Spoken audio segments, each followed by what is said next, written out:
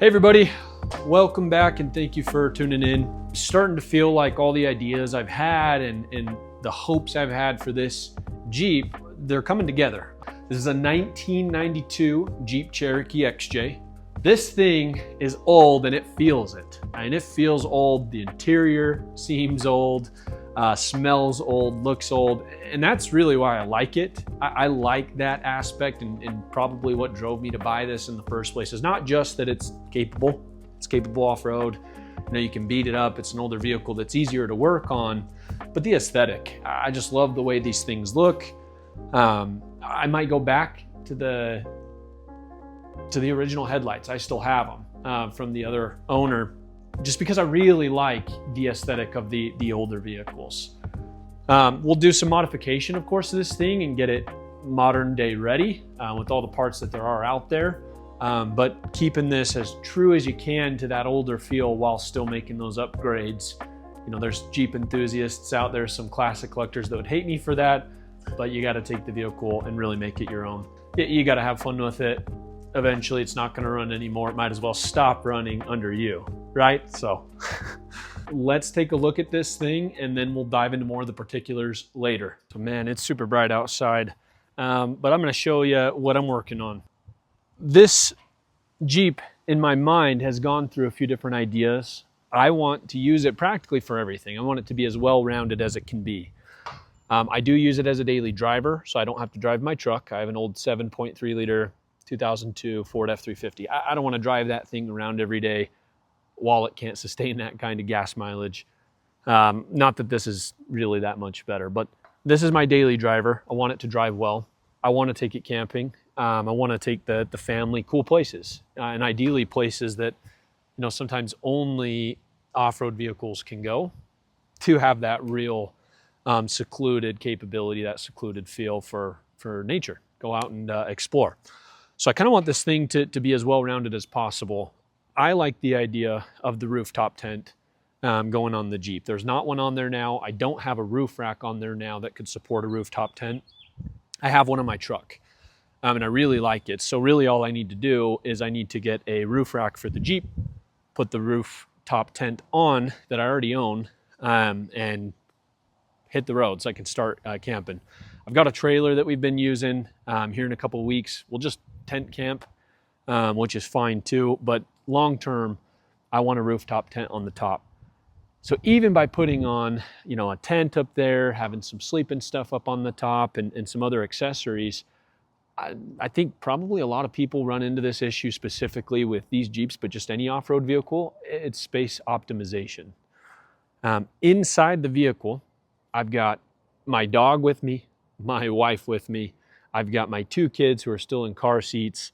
I don't even have cup holders in the Jeep. You know, I had to put an aftermarket cup holder in. Stuff wasn't closing right, took that out. So I've got some things to work on when it comes to the basic interior there. The trunk space inside the Jeep is pretty limited as well.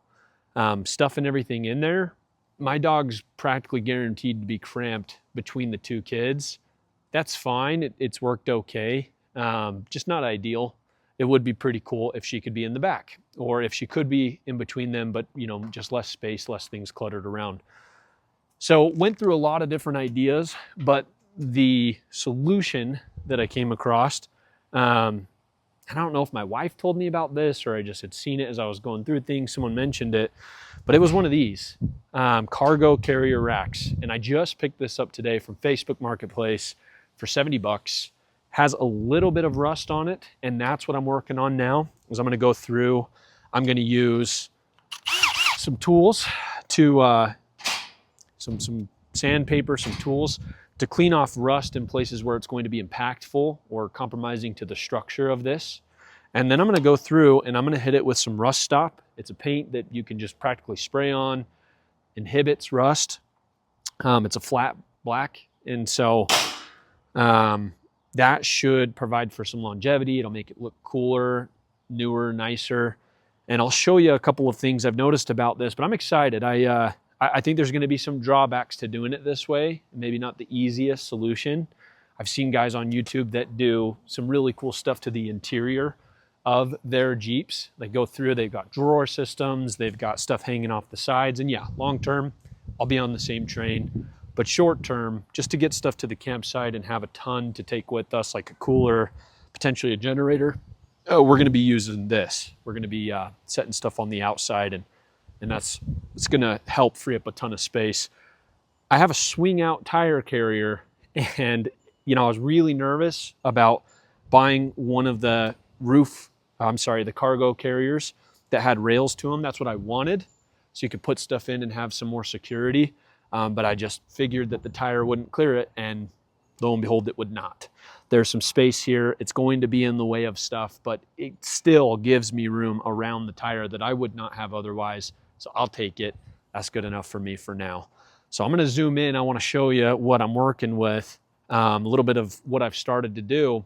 And then let me know down in the comments, like this video, subscribe, comment, and let me know maybe how you've optimized or things you've thought about for your rigs. If there's better ways to do this, I'd love to hear it. But really cool to see some of your guys' vehicles too and hear about the stuff that people are doing, because people come up with all kinds of cool solutions. You can see I took off rust from this right half, left it on for the left half to show you just how good of a job these grinding, whatever they're called, wire brushes are. Go through and I hit all of these individually, kind of clean up some of the surface rust, because these things, I don't want them to rust and break.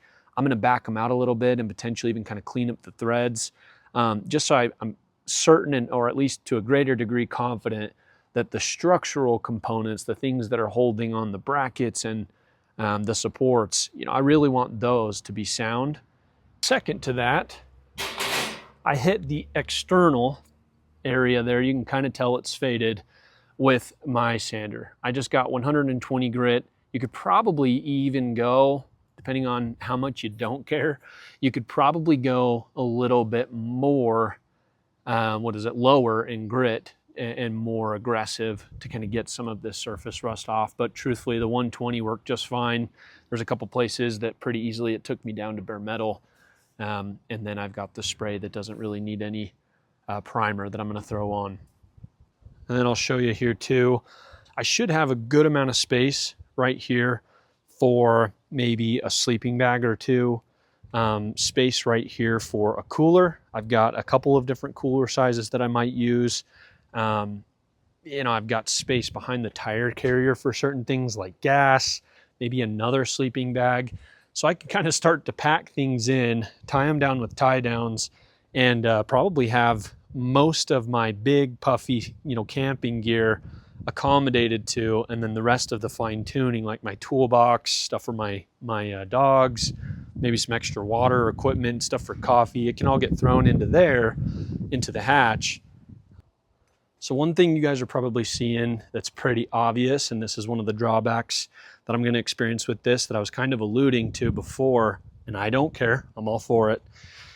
I'll stack stuff on this tray, and then to open the tire carrier, to even get it open at all, I'm going to have to take everything off. And not only that, I'm going to have to take this out of the hitch. And it really wasn't that heavy. I'm not worried about it. But let me show you what I'm talking about. It hits. So you're not opening that, which means you're not opening the back latch to the Jeep. I've accepted that. That's fine. Again, like I said, this is maybe going to be a setup for a year, maybe two, as I'm throwing more and more stuff onto this Jeep and optimizing the space. Not a big deal to me. It's just going to be a little bit of extra work when I get to the campsite. And I'll probably be taking all that stuff off anyway. Not a big deal. So I talked a little bit about the space of things before. And yeah, my XJ's doors, they don't even really open that far. Getting into the Jeep, for one, can be a little crowded. I've got kids' toys on the ground. I've got, car seats all over, seemingly taking up the entire back seat, and then a dog that would, potentially go in the middle of these two. The space very quickly here gets eaten up.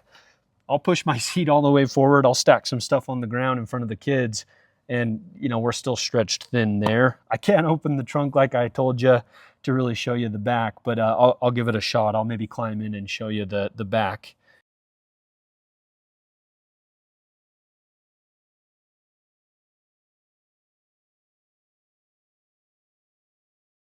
Holy moly, yeah, it's tight. But I've got some stuff in the rear here now. So this is the back seat, and you know, I started cramming some stuff in. You can't see it super well, but there's a tent. Not a ton of space off to the side once I start putting fluids there and a toolbox. And then over here, let me zoom back in this way, holy moly. Yeah, just not a lot of space. I mean, maybe I'm throwing in a couple more things. Maybe the generator would go in here, or ideally the cooler, keep it out of the sun. I'm not dealing with a ton of space.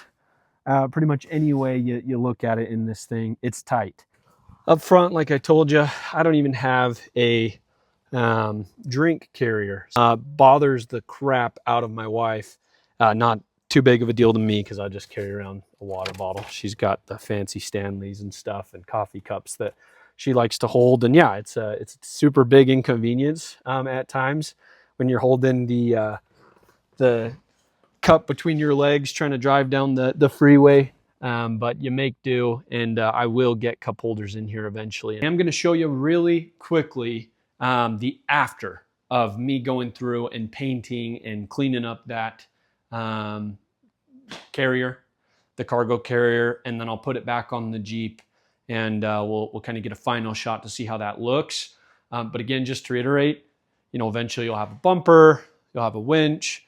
I'll put a rooftop carrier on there, a rooftop rack, and then a rooftop tent. So I got our tent up and off the ground. And then in the back, you know, the cargo carrier, and we'll clean up the inside with some fine tuning, maybe some baskets, maybe places to actually put drinks, like a cup holder, some modern day luxuries that the Jeep just did not come with, or has been deleted since.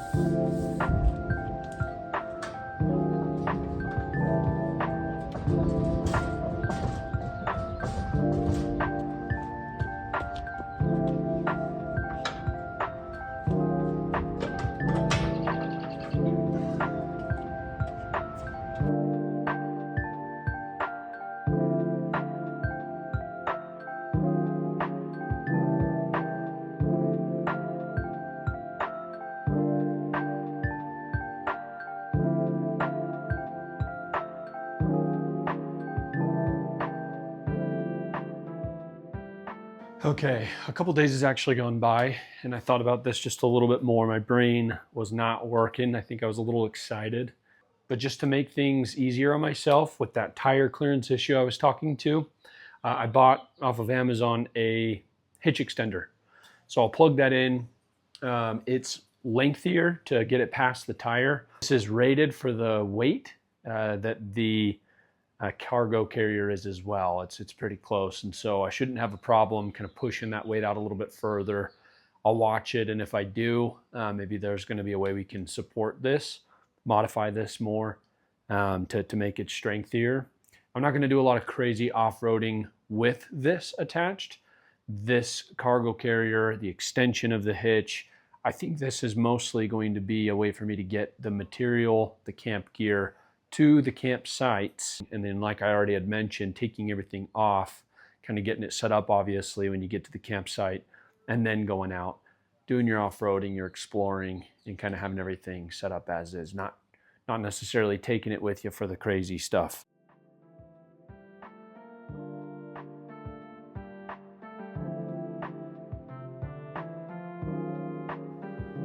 Okay, clearance issue is solved.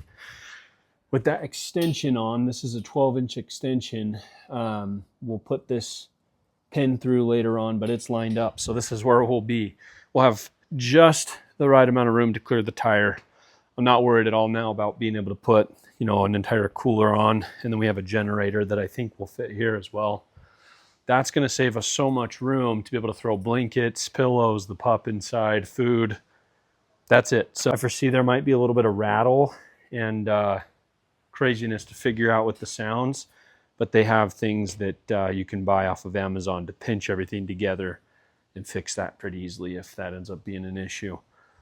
So I will get this all hooked up. I'll probably put some weight on this, drive around for the evening, just make sure that nothing falls off, like in the neighborhoods driving around, maybe take it on a main road tonight when it's less busy, and just ensure that truthfully the loads these things say they can handle, they can. So we'll double check that that's the case. Hopefully in the next few weeks, we're gonna have a camping trip to show where we'll take you along and take the family and have something fun. Please like, subscribe, and like I said, comment if there's anything, you know, that you can think of that might help me in the optimization journey just to make this thing that much better so we can go hit the road, we can go camping, we can go off grid and really have the best setup to get around. But thanks for tuning in, and we'll see you guys here soon for some more cool videos.